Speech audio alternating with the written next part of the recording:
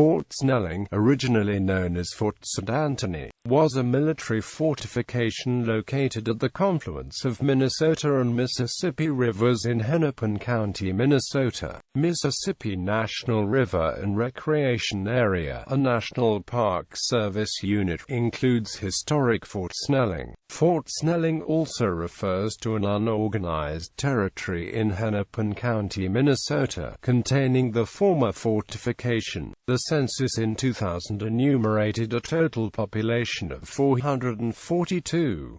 The Minnesota Historical Society now runs the fort is located atop a bluff along the river. Minnesota Department of Natural Resources runs Fort Snelling State Park, protecting the land at the bottom of the bluff. Fort Snelling once encompassed both parcels. The fort is a National Historic Landmark and has been named a National Treasure by the National Trust for Historic Preservation. History. Origins. Lieutenant Zebulon Pike in 1805 acquired Pike's Purchase, 100,000 acres of land in the area. Significant settlement began in the late 1810s. Following the War of 1812, the United States Department of War built a chain of forts and installed Indian agents between Lake Michigan and the Missouri River. These forts primarily protected the northwestern territories from Canadian and British encroachment.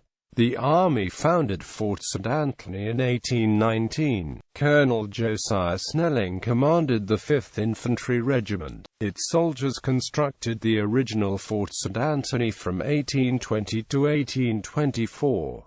During construction, most soldiers lived at Camp Coldwater, which provided drinking water to the fort throughout the 19th century. The post-surgeon began recording meteorological observations at Fort St. Anthony in January 1820, beginning one of the longest near-continuous weather records in the country. Upon its completion in 1825, the Army renamed the fort as Fort Snelling in honor of its commander and architect.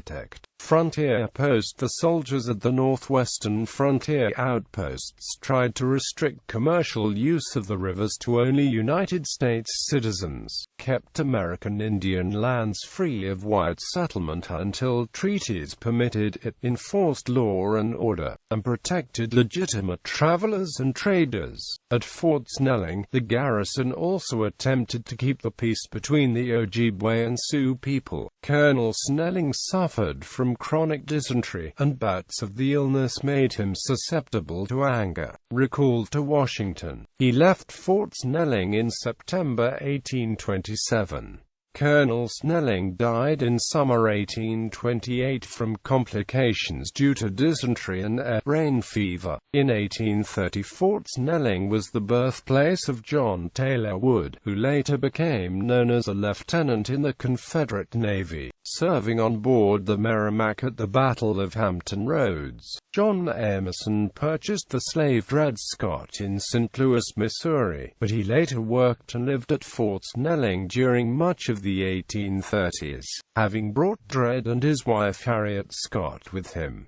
The Missouri Compromise made slavery illegal in Minnesota Territory. Emerson took the Scots back to Missouri, a slave state, where they sued for their freedom and that of the daughters, because they had been held illegally in a free territory. A long-standing precedent of once free, always free was overturned in this case, and the United States Supreme Court case of Dred Scott v. Sandford ruled that the Missouri Compromise was unconstitutional and that African Americans had no standing under the Constitution. Career Army officer and artist Seth Eastman had 2 tours here, the second a lengthy one in the 1840s when he commanded the fort. He did many paintings and drawings of the Dakota and other Native American peoples while here, and helped record their customs and lives. He was commissioned by Congress to illustrate the 6-volume study of Indian tribes of the United States by Henry Rowe Schoolcraft, which was published 1851 to 1857 with hundreds of his works.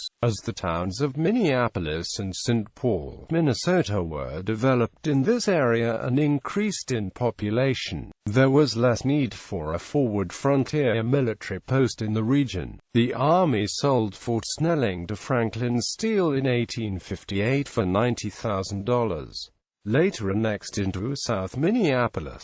Civil War and afterwards during the American Civil War, Franklin Steele leased Fort Snelling back to the War Department for use as an induction station. More than 24,000 recruits from Minnesota were trained here. During the Dakota War of 1862, the Army used it as the base of a concentration camp, holding hundreds of Dakota women, children, and elders as captives on the river flats below the fort through the winter of 1862–63.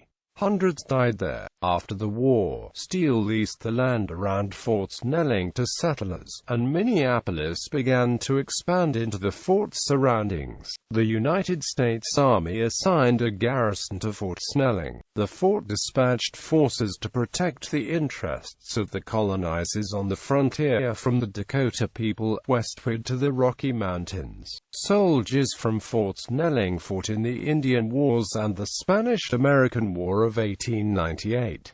Through World War II, the War Department chose Fort Snelling as the location for the Military Intelligence Service Language School to teach the Japanese language to Army personnel. The War Department constructed scores of buildings for housing and teaching, and the school processed 300,000 soldiers. The school was relocated to Monterey, California after the war, in June 1946. Second decommissioning. The War Department decommissioned Fort Snelling on 14 October 1946, and various federal agencies took parcels from the grounds of the old fort. The majority of the structures fell into disrepair. In 1960, it was listed as a National Historic Landmark, citing its importance as the first major military post in the region, and for its later history in the development of the United States Army. Fort Snelling nevertheless continued to serve as headquarters of United States Army Reserve 205th Infantry Brigade, comprised 3 light infantry battalions and attached field artillery, cavalry, air defense artillery, combat engineers, and supporting logistics units throughout the upper Midwest. The Defense Department deactivated this role in 1994 as a part of force structure eliminations. Over the decades,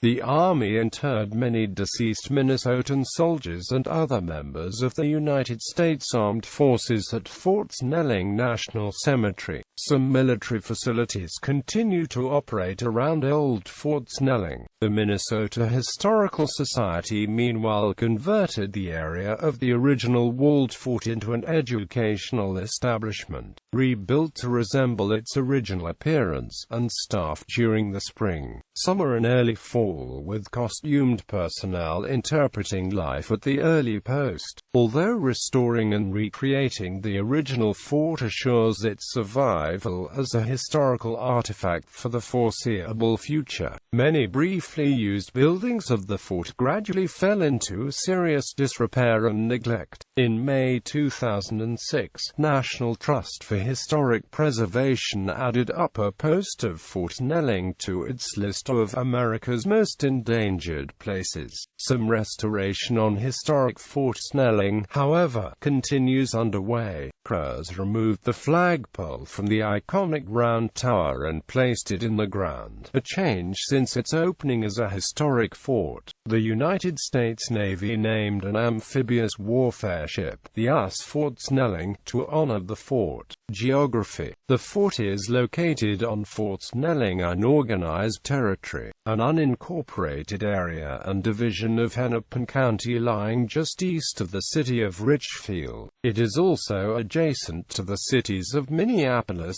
Bloomington, St. Paul, and Mendota Heights. The fort is located at the eastern end of the territory, near the confluence of the Mississippi River with the Minnesota River. Fort Snelling unorganized territory contains numerous military and other federal facilities. These facilities include historic Fort Snelling, its cemetery, and the Minneapolis Veterans Health Administration Medical Center. Minneapolis St. Paul International Airport, however, includes most of the land area of the unorganized territory. According to the United States Census Bureau, this unorganized territory has a total area of 17.2 square kilometers. 16.5 square kilometers of it is land and 0.8 square kilometers of it is water. Demographics. As of the census of 2000, 442 people reside in the unorganized territory. The population density is 26.8 per square kilometers. The racial makeup of the unorganized territory is 94.57% white, 3.62% black or African American, 1.36% Native American, 0.00% Asian, 0.23% Pacific Islander, and 0.23% of other races. 0.45% of the population is Hispanic or Latino of any race. The population is spread out with 4.5% from 25 to 44, 33.0% from 45 to 64, and 62.4% who are 65 years of age or older. The median age is 69 years. Males had a median income of $43,558 versus $0 for females. The per capita income is $24,328. None of the population is below the poverty line. Airport and economy. Delta Airlines Building C is located on the property of Minneapolis St. Paul International Airport in Fort Snelling. Delta uses it for northern and regional operations. In 2009, as Northwest Airlines and Delta Airlines merged, Delta removed all employees from Building A, the previous headquarters of Northwest in Eagan, and all employees who remained in Minneapolis were moved to Building C, which was renovated. Facilities within the building include the Compass Airlines corporate headquarters, which moved there on December 16, 2009, the Regional Elite Airline Services headquarters, and Delta's Skybonus offices. Prior to its disestablishment, Republic Airlines had its headquarters in Building C. At various times both Mesaba Airlines and Mayer Holdings had their headquarters in the Fort Snelling UT.